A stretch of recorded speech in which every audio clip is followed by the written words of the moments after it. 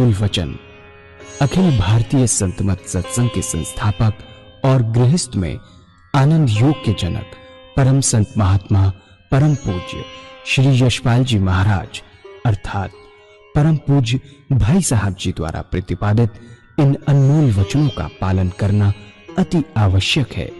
ये वचन हमारी गृहस्थ आध्यात्मिक साधना के लिए मूलभूत सिद्धांत हैं, जो इस प्रकार हैं। हम दुनिया की हर चीज की कीमत आंकते हैं, अपने मानव जीवन की कीमत भी जाने व परमात्मा की प्राप्ति हेतु साधना करें।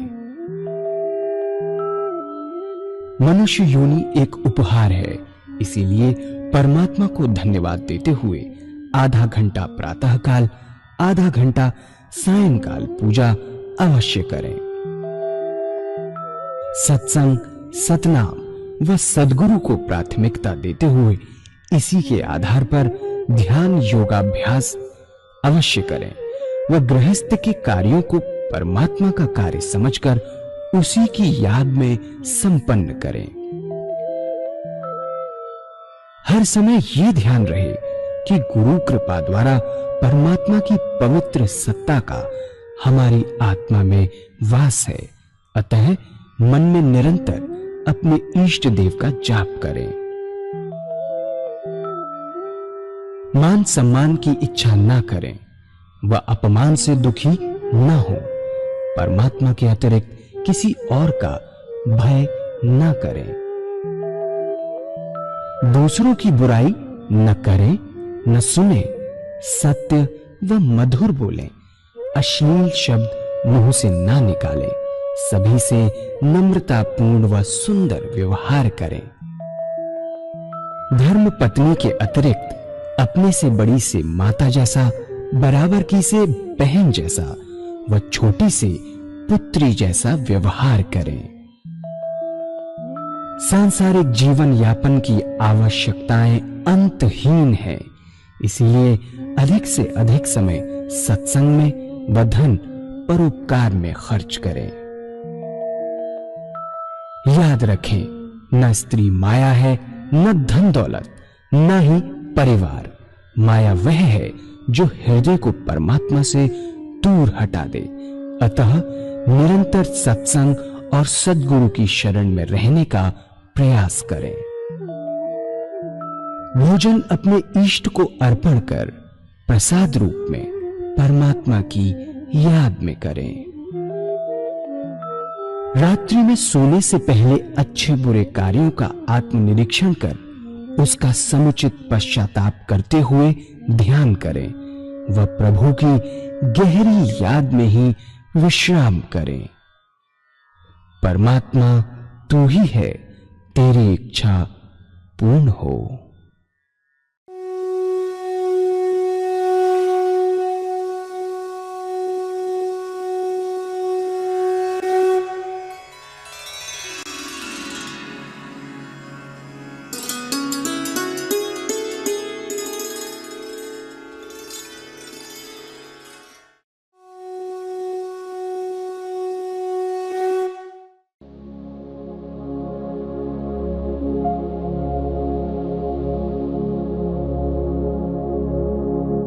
जय सद्गुरुदेव जय पद शरणम श्रेयस्वरूप चरणों शरणम।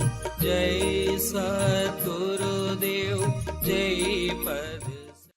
इन संतों ने कहा मैं एक ऐसा तरीका बताते हैं, अगर ऐसे पूजा करेंगे तो विशेष लाभ होगा, चित्त की एकाग्रता प्राप्त होगी, कंसंट्रेशन प्राप्त होगा, मेडिटेशन कर पाएंगे और विशेष लाभ होगा। ऐसा तरीका उन्होंने बताया, चाहे किसी भी मजहब का मानने वाला हो, किसी भी धर्म का अनुयायी हो, अपने धर्म के मत पर चलते हुए कर सके। ऐसी बात बतलाई और वह तरीका मैं आपके सामने रखता हूं। हर मजहब में दो प्रकार के व्यक्ति हैं, इतने सुंदर तरीके से इस चीज की व्याख्या की है। अगर बड़े बड़े ग्रंथ आप पढ़ें तो कोई भी ग्रंथ आपको ऐसा नहीं मिलेगा जिसमें सांसारिक चीजों को लेके हर चीज का सलूशन दिया हो, जितनी हमारी किताबों के अंदर सलूशन है। जितना ब्रजमोहन वचनामृत प्रैक्टिकल है गृहस्थियों के लिए, उतना संसार की कोई भी किताब प्रैक्टिकल नहीं है जो गृहस्थ आश्रम पर लागू होती हो। अपने आप को आपके ऊपर रख के, जैसे आपकी लाइफ है, महाराज जी ने अपनी लाइफ उसी हिसाब से लिख के आपको सारा सॉल्यूशन ब्रजमोहन वचनामृत में दिया हुआ है कि किस टाइम पर मन की क्या स्थिति होती है, किस टाइम पर क्या होता है, किस टाइम पर क्या होता है, हारी बीमारी में क्या होता है, ईश्वर कैसे सहायता करता है, गुरु कैसे सहायता करता है, वो सारी चीजें उसके अंदर व्याख्यान दिया हुआ है। अगर आप पढ़ेंगे तो आपको इंटरेस्ट आएगा, और अपनी लाइफ से कंपेयर करेंगे तो सारी चीजें आपको वही मालूम होंगी जो आपके लाइफ में गुजरती होंगी। कोई नई चीज नहीं है। हर मजहब में पुराने जमाने से चले आ रहे, कोई नई बात नहीं। गीता भी लिखी है तो गृहस्थियों के लिए लिखी है, और जो सन्यासी लोग वो ज्यादा खरीदते हैं उसको, जबकि हम लोग उसका पठन पाठन नहीं करते। अष्टावक्र गीता जो इंटेलेक्चुअल है वो खरीदता है उसको पढ़ने के लिए। इसमें क्या लिखा हुआ है आपको कहीं नहीं मिलेगी अष्टावक्र गीता पढ़ने के लिए। ये सारे ग्रंथ जो ABSS के हैं ये पढ़ने योग्य हैं। डोंट वेस्ट टाइम और किताबें पढ़कर। जितना आप इसका पठन पाठन करेंगे इस रास्ते पे बखूबी चल पड़ेंगे, कोई कंफ्यूजन नहीं। जो आपके ऊपर बीतता है वो देखिए। अब ब्रजमोहन वचनामृत का चैप्टर निकालिए, पढ़िए उसको कि आपसे मेल खाता नहीं खाता, उसका रेफरेंस आप देखिए। बात ऐसी है कि मनुष्य का स्वभाव कुछ ऐसा ही है। किसी को चेहरे से प्यार होता है, शक्ल से प्यार होता है, मूर्ति से प्यार होता है, और कुछ लोगों को शक्ल से प्यार नहीं होता। जिन्हें शक्ल से प्यार है वो साकार पुजारी, जिन्हें प्यार नहीं वो निराकार। इन संतों ने दोनों के लिए रास्ता बताया। जो साकार पुजारी है उनका प्रथम कार्य एक इष्ट का निश्चित करना। अपनी आत्मा से पूछिए कि भगवान की कौन सी मूर्ति आपको सबसे ज्यादा प्यारी लगती है, जिसमें भगवान की सबसे ऊंची भावना डाल सकते हो, उसे अपनाइए, उसे अपना इष्ट माने, उसी की पूजा करें, उसी का ध्यान करें, उसी को याद करें, उसको कभी बदले नहीं। ऐसा नहीं कि कभी अब राम की पूजा करें, कभी कृष्ण की, कभी माँ की। अगर रोज रोज बदलेंगे तो इसका विशेष लाभ नहीं होगा। पूजा का जो मकसद है वह चित्त की एकाग्रता प्राप्त करना है, और उससे ऊपर उठें तो मैं कहूंगा कि चित्त की वृत्तियों का निरोध प्राप्त करना। ऐसी हालत कि जिसमें विचार शून्यता पैदा हो जाए। कब होगा? जब आपका एक इष्ट होगा तभी हो पाएगा, नहीं तो नहीं हो पाएगा। पूजा कैसे करें? कुशा या कंबल का आसन हो, धूप दीप जलाएं, साफ सुथरी चादर बिछी हो, रात्रि के वक्त बदल कर बैठे। अगर स्नान नहीं कर सकते तो कोई बात नहीं, मुंह हाथ धोकर सुखासन से बैठे। कल्पना करें कि आपका इष्टशय शरीर आपके सामने विद्यमान है। कोई भक्ति भरा भजन गाइए तो क्या होगा? आपके वैरमुखी विचारों की दुनिया से हटकर मन ईश्वर की तरफ लग जाएगा। इसके बाद आप ध्यान करेंगे तो ध्यान लगेगा। पहले बाहर देखिए, जब ध्यान बाहर बन जाए उस पवित्र मूर्ति को अपने हृदय में उतारिए, बैठाइए बड़े प्यार से, इतने प्यार से कि ना कोई दूसरा विचार आ जाए ना ख्याल। हमारी आत्मा हमारे मन को देखती रहती है, बताती रहती है कि हम क्या कर रहे हैं। जब मन हट जाए फिर प्यार से उस मूर्ति पर जमाएं, फिर ना कोई विचार रहेगा ना ख्याल। जब चेतन अवस्था में लौटेंगे उसी के ध्यान में लौटेंगे, और उस समय आपको बड़ी सुंदर स्थिति आपकी होगी। आपका मस्तक अनुपम आनंद से भर गया। जितना मस्तक पर भार था वह हल्का हो गया। ये है पूजा का तरीका जो हमारे सदगुरुओं ने बताया। साकार पुजारियों के लिए यदि ऐसे पूजा करेंगे तो विशेष लाभ होगा। मन चित्त की एकाग्रता प्राप्त होगी, सुषुप्ति की अवस्था प्राप्त होगी और धीरे धीरे सुषुप्ति से सहज समाधि में प्रवेश कर जाएंगे। दूसरे उपाय हैं, जो निराकार भगवान के उपासक हैं वो क्या करें, वो उस नाम को चुने जो आपकी आत्मा को प्यारा लगता है। उसके बाद बड़े प्यार से बैठिए, सुखासन से हृदय की तरफ निगाह करिए, आनंदमय अवस्था बनाइए और ये ख्याल कीजिए कि जो हमारी हार्ट बीट है उससे ओम नाम निकल रहा है, ये जो नाम चुना है वो निकल रहा है। ऐसी हालत पैदा होती है कि ना कोई दूसरा ख्याल रहता है ना विचार, ऐसे तल्लीन हो जाते हैं, अपना होश नहीं रहता, अपने आप से गायब हो जाते हैं, विचार शून्य अवस्था प्राप्त होती है। और जब चेतन अवस्था में आते हैं तब दोबारा वही नाम सुनते होते हैं और उसके बाद बड़े आनंद की स्थिति हमें प्राप्त होती है कि हमारा मस्तक अनुपम आनंद से भर गया, बड़ा आनंद भर गया, बड़ी शांति मिली। इन संतों ने पूजा का तरीका बताया। अगर ऐसे पूजा करेंगे तो विशेष लाभ होगा, चित्त की एकाग्रता प्राप्त होगी, सुषुप्ति की अवस्था प्राप्त होगी और सुषुप्ति से सहज समाधि में प्रवेश करेंगे। उसके बाद हमें आत्मा उस परमात्मा का अनुभव होने लगेगा और एक दिन ऐसा आएगा कि हम उसे एकाकार हो जाएंगे, ज्योति से ज्योति मिल जाएगी। इन सदगुरुओं ने इस बात का विशेष ध्यान रखा कि हमारा काम का समय न लिया जाए। हर मनुष्य भोजन करता है और भोजन करने में आधा घंटा दोपहर को और आधा घंटा रात्रि को लगाता है।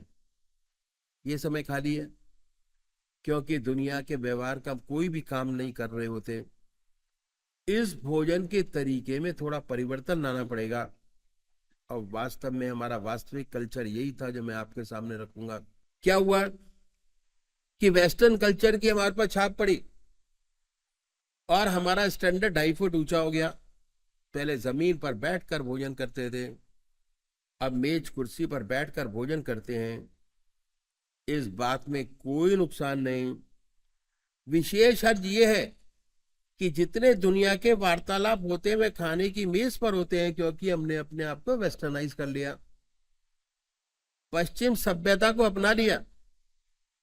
उस तरीके में तब्दीली लानी होगी अगर आप आध्यात्मिक जिंदगी चाहते हैं। परिवर्तन क्या है कि जब भोजन आपके सामने आ जाए, अपने इष्ट देव के अर्पण कर दीजिए।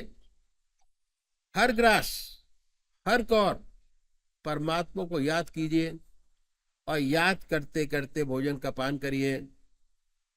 यह अभ्यास भोजन की एक विशेषता है कि भोजन जिन विचारों में डूब कर किया जाता है, खून जो बनता है उन्हीं विचारों का रंगा हुआ बनता है। अगर आप भोजन पर भगवान की याद में करेंगे तो दिन में आप जब खाली होंगे ईश्वर की याद आएगी स्वतः ही। भक्ति के लिए जब तक खून नहीं बदल जाता भक्ति नहीं आती। भगवान श्री कृष्ण ने गीता में साधक की दृष्टि से 4 विशेष बात बतलाई। पहली आहार की शुद्धि, दूसरी विहार की शुद्धि, तीसरा अभ्यास और चौथा वैराग।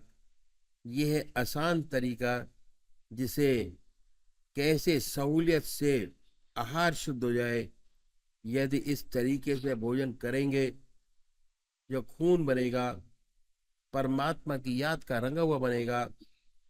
जब भी आप खाली होंगे स्वतः ईश्वर की याद आएगी, दूसरी तरफ मन नहीं जाएगा, क्योंकि आप भोजन परमात्मा की याद में कर रहे हैं और पूजा में ही भगवान की याद करते हैं।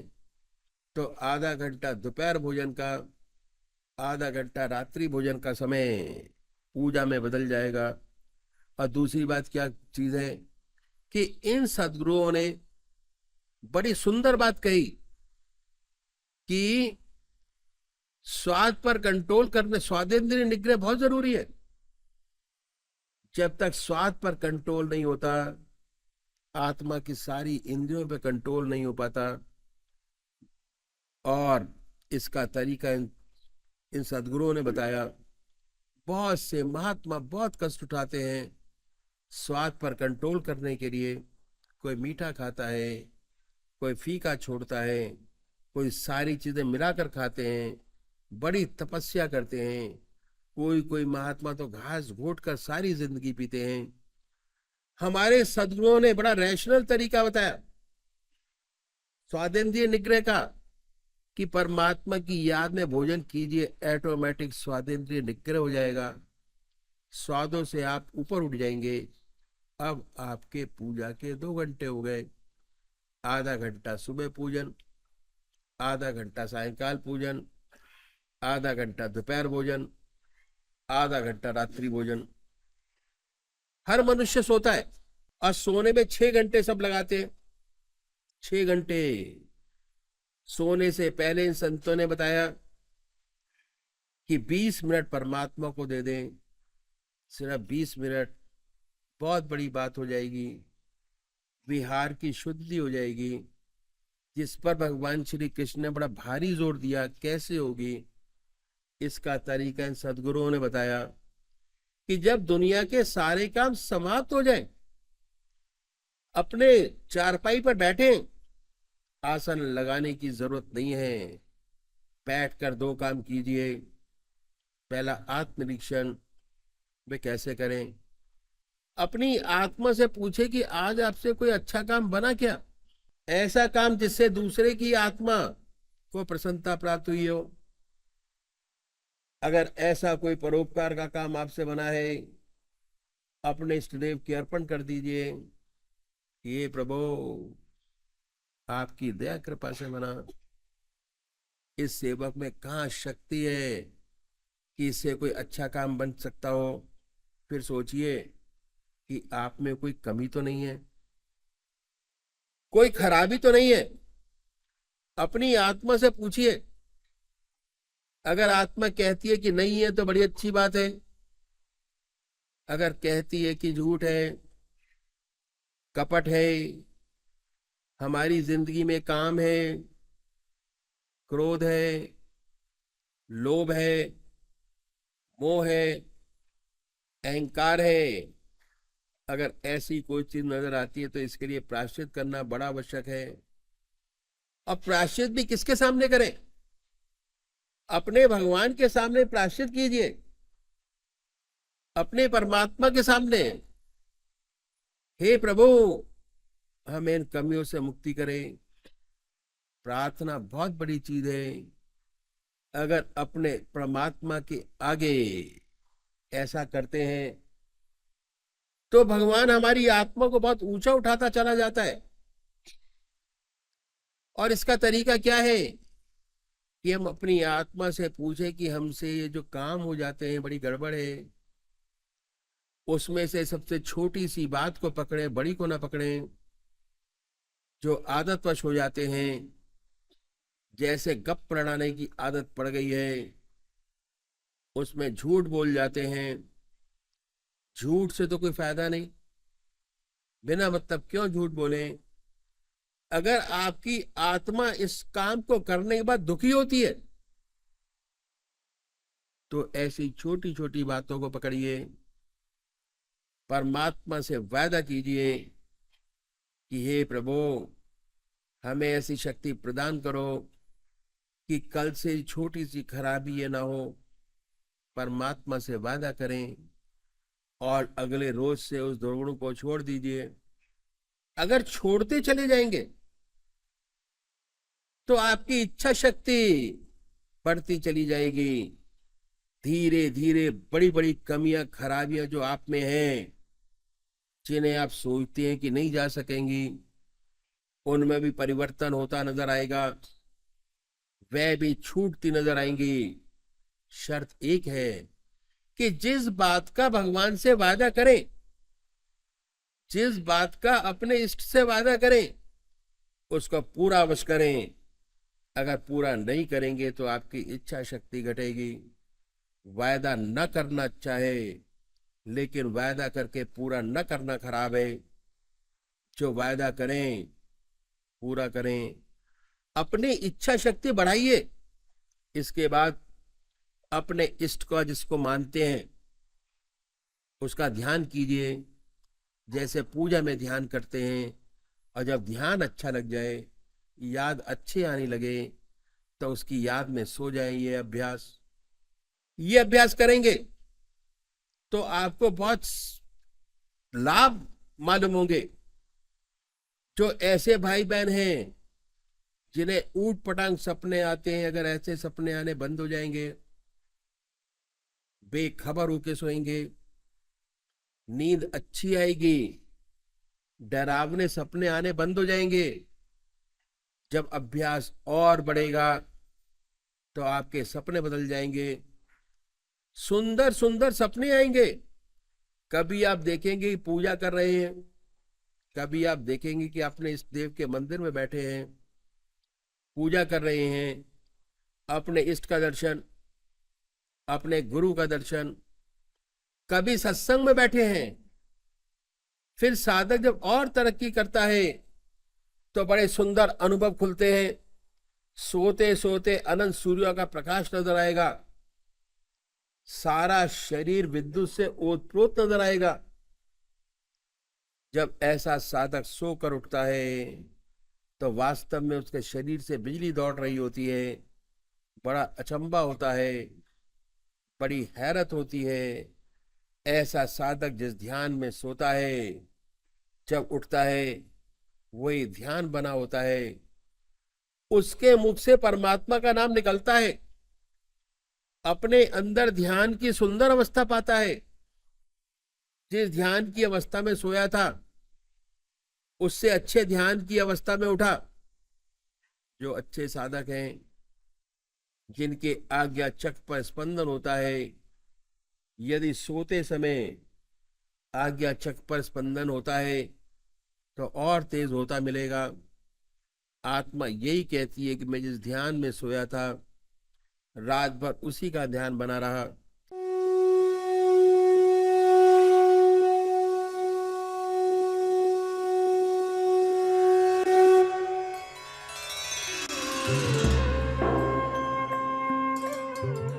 ध्यान योग के कार्यक्रम आनंद योग से निशुल्क जुड़ने के लिए संपर्क करें 9810239677।